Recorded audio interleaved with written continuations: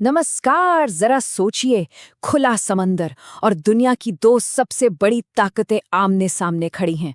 बिल्कुल हाल ही में कुछ ऐसा ही हुआ जब अमेरिका ने नॉर्थ अटलांटिक में एक रूसी तेल टैंकर को जब्त कर लिया। ये कहानी सिर्फ एक जहाज की नहीं है, ये एक ऐसी घटना है जिसमें पूरी दुनिया की पॉलिटिक्स और तेल की इकोनॉमी को हिलाने का दम है। तो सवाल यही उठता है, क्या ये अमेरिका का एक साहसिक कदम था न्याय को लागू करने के लिए, या फिर खुले समंदर में की गई एक मॉडर्न पायरेसी यानी समुद्री डकैती?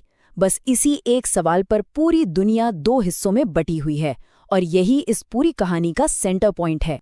तो चलिए सबसे पहले ये समझते हैं कि आखिर उस दिन समंदर के बीचों बीच हुआ क्या था। तारीख थी 7 जनवरी 2026।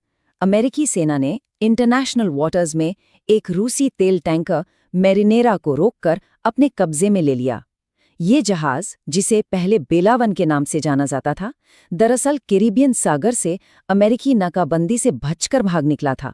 लेकिन उसका ये पीछा नॉर्थ अटलांटिक में जाकर खत्म हुआ। और बात यहीं नहीं रुकी। उसी दिन अमेरिका ने MS सोफिया नाम के एक और टैंकर को भी कैरिबियन में जब्त कर लिया था। अब सवाल ये है कि अमेरिका ने अपनी इस कार्रवाई को सही कैसे ठहराया। तो देखिए, अमेरिकी सेना की यूरोपियन कमांड के मुताबिक ये जब्ती पूरी तरह से कानूनी थी। उनका कहना है कि इसे एक अमेरिकी फेडरल कोर्ट के वारंट के आधार पर किया गया, जिसमें जहाज पर लगे प्रतिबंधों को तोड़ने का आरोप था। लेकिन अमेरिका ने इतना बड़ा कदम उठाया ही क्यों?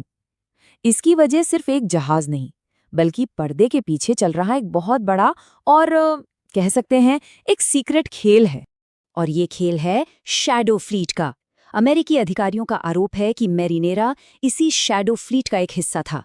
ये, आप समझिए, ऐसे जहाज़ों का एक नेटवर्क है जो अपनी पहचान छिपाकर गुपचुप तरीके से तेल की तस्करी करते हैं और उसे ब्लैक मार्केट में बेचते हैं, ताकि उन पर लगे प्रतिबंधों से बचा जा सके। इस पूरी कार्रवाई के पीछे अमेरिका के कई बड़े मकसद थे। पहला तो ये कि वेनेजुएला और ईरान जैसे देशों पर लगाए गए अमेरिकी प्रतिबंधों को सख्ती से लागू करना। दूसरा, इस अवैध तेल के व्यापार को रोकना, जिससे कराकास सरकार पर आर्थिक दबाव बढ़े और उनकी कमाई का एक जरिया बंद हो। और देखिए, वॉशिंगटन ने इस मामले में अपना इरादा एकदम साफ कर दिया है।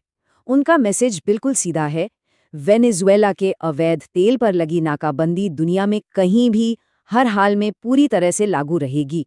मतलब ये बयान अमेरिका की जीरो टॉलरेंस पॉलिसी को साफ साफ दिखाता है। लेकिन जैसा कि हमने शुरू में बात की थी, जहां अमेरिका इसे न्याय का काम बता रहा है, वहीं दुनिया का एक बड़ा हिस्सा इसे कुछ और ही नाम दे रहा है।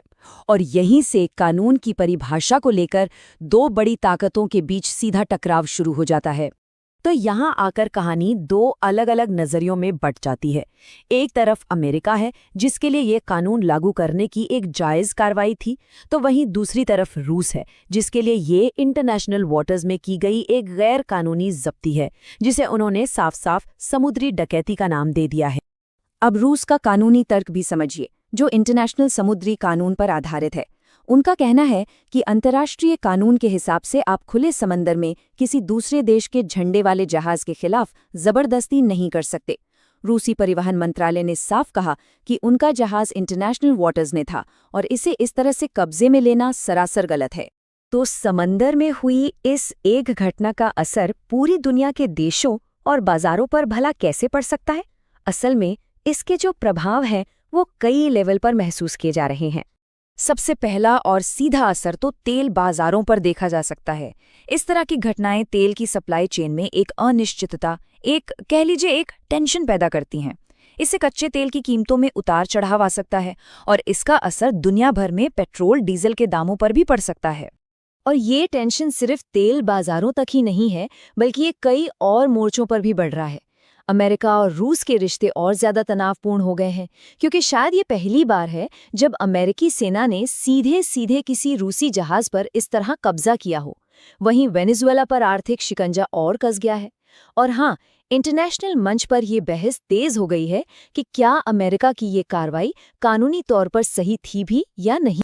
तो क्या ये सब किसी बड़े टकराव की आहट है? क्या हम एक नए तरह के तेल युद्ध की दहलीज पर खड़े हैं? देखिए, आखिर में ये समझना जरूरी है कि ये पूरी घटना सिर्फ एक तेल टैंकर को पकड़ने की नहीं है। ये एक बड़े जियोपॉलिटिकल शतरंज का खेल है जिसमें बड़ी शक्तियां अपनी ताकत, अपने प्रतिबंधों और अंतर्राष्ट्रीय कानून की अपनी अपनी परिभाषाओं को लेकर एक दूसरे के सामने हैं। तो यहाँ हम एक बड़े सवाल के साथ रुकते हैं। क्या हम सच में ग्लोबल ऑयल वॉर्स का एक नया चैप्टर शुरू होते हुए देख रहे हैं, या ये अमेरिका का एक सोची समझी रणनीतिक चाल है? इसका जवाब तो खैर वक्त ही देगा, लेकिन ये तय है कि इस एक घटना ने अंतर्राष्ट्रीय राजनीति के समंदर में एक नई और बहुत ऊंची लहर पैदा कर दी है।